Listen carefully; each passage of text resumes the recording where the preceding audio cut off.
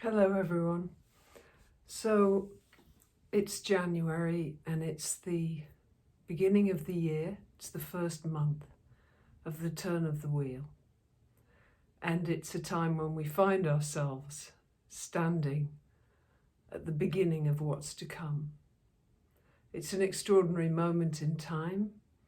And you don't need me to tell you what's going on globally, at home, and in the world as it is right now. But I'd like to tell you a story. And it's a story that is millennia old. It's a story that has been told by indigenous cultures all over the world. And it has its own version in different countries. It's a story that has always been told at a time of chaos, of unraveling, of danger. But it's a wonderful old story. And here in North Yorkshire, where I live, this land is peppered with caves and tunnels. And the folklore is rich in stories of hobs and boggles, witches, and elemental beings, otherworldly beings that inhabit these caves. And so it has been said for as long as anybody can remember that somewhere near here there is a cave. And inside the cave there is a very, very, very old woman. And in the cave, this woman has been weaving a tapestry, a garment, for hundreds and hundreds, if not thousands of years. It's the most beautiful, beautiful garment you could ever imagine, made of multiplicity of threads of all colours. And she's been working on this garment for so long, and she's so old. But she's finally reached the hem. And over these many, many, many years, all of the birds of the British Isles, of the Emerald Islands, have come one by one and given her a feather. And she has taken each feather, so many different kinds and colours and lengths, and she bites down on the quill and she stitches it into the hem. She's been doing this for so long that her teeth have worn down to the nub. She carries on weaving, because this is what she does. She's a weaver. But at the back of the cave, there is a fire. And above the fire is a big black cauldron. And inside the cauldron are all the seeds and the grains of all the things in the world that grow, the crops, the flowers, the trees, the plants, and the essence of all living things.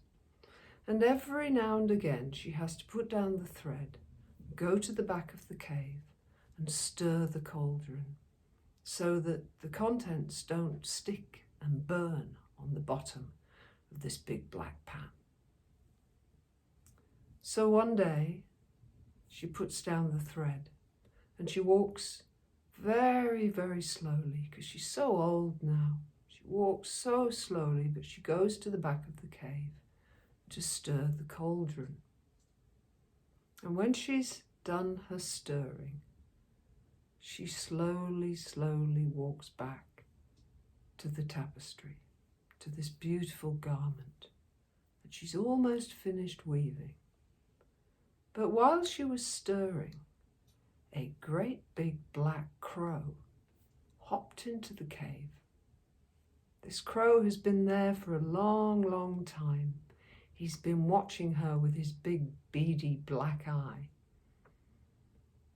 But while she had her back turned, he had hopped into the cave and taken hold of the loose thread in his black beak, and he pulled it, and he had unravelled the whole garment. And when the woman saw what it had done, she could see the whole unravelled beauty in chaos, all the multiple threads undone all over the floor, just a little patch left here and there. And she just stopped and looked.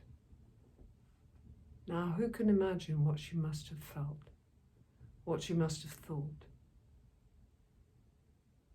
But she didn't shout at the crow. She didn't throw something at it. She didn't try to shoo it out of the cave.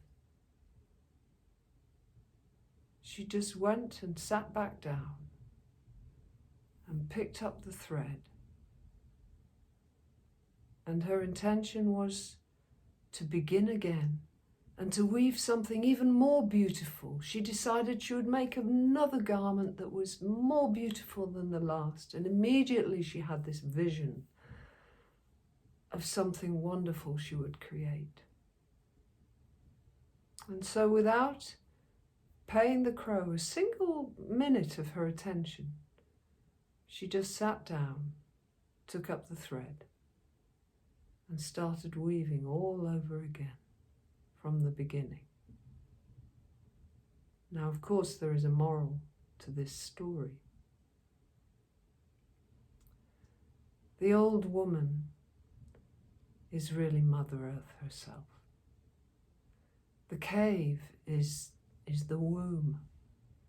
It is the womb of our great mother, the Mother Earth. And it is said that the fire at the back of the cave is very symbolic of the gift that was given to the white man. Indigenous elders, I've heard them say, North American Indian elders, I've heard them say that the sacred white man was gifted fire. And our culture is driven by fire. Our technology, the electricity, the energy, the way we go at life is driven by fire. And it's burning away in the back of the cave. But in fact, this fire now is mostly ashes. There's only a few embers still alive. And they say that the thing that keeps the fire burning is our remembrance of life and what is sacred, and of this beautiful, beautiful tapestry of the living web of life.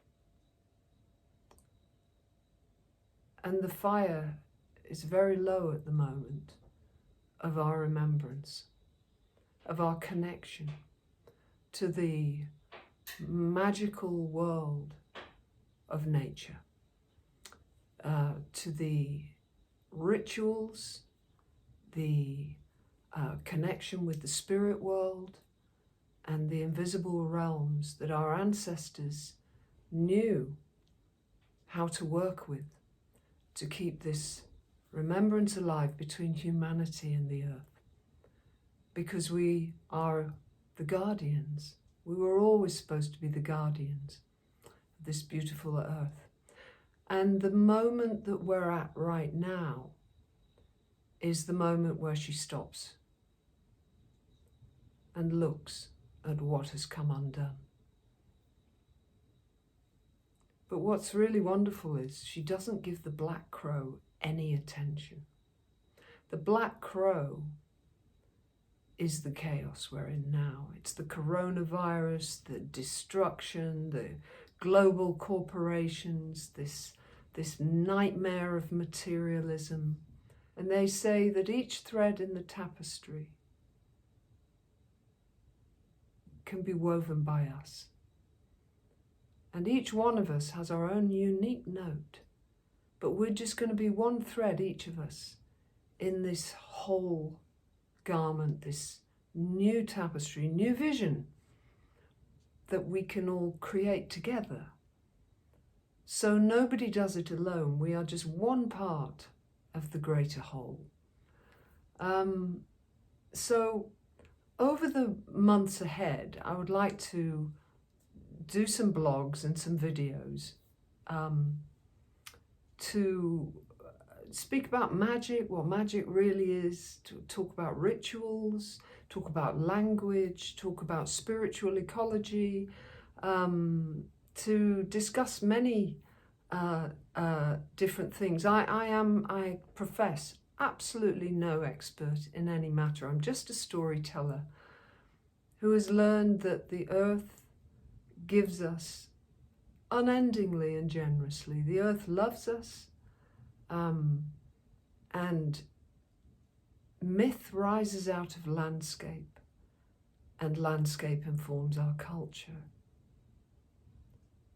And I think now is such a moment in time for us to turn to the new story, some new vision that we can all begin to work towards together, even if it's just planting seeds for future generations. I went outside today to record this in the woods because I think just to the camera is perhaps a little bit boring. But I'm afraid the elements and the wind made things a little tricky. So today I record to camera, but next time I hope to be outdoors and showing you some different places where I live over here on the East Coast. But I just leave you with this story, and I leave you with these thoughts, and I hope that over the months and the coming years that we can all work together, and that you will find your own thread and pick it up, because now is the beginning. It's the beginning of everything. So I wish you heart, I wish you hope, I hope you're well, I hope you have a bushy tail, and I hope you every day can find somewhere or something of this amazing, communicating, more than human world that will nourish you, and we can begin a kind of reciprocity, a reciprocal healing, both ourselves and the earth. So until next time, lots of love.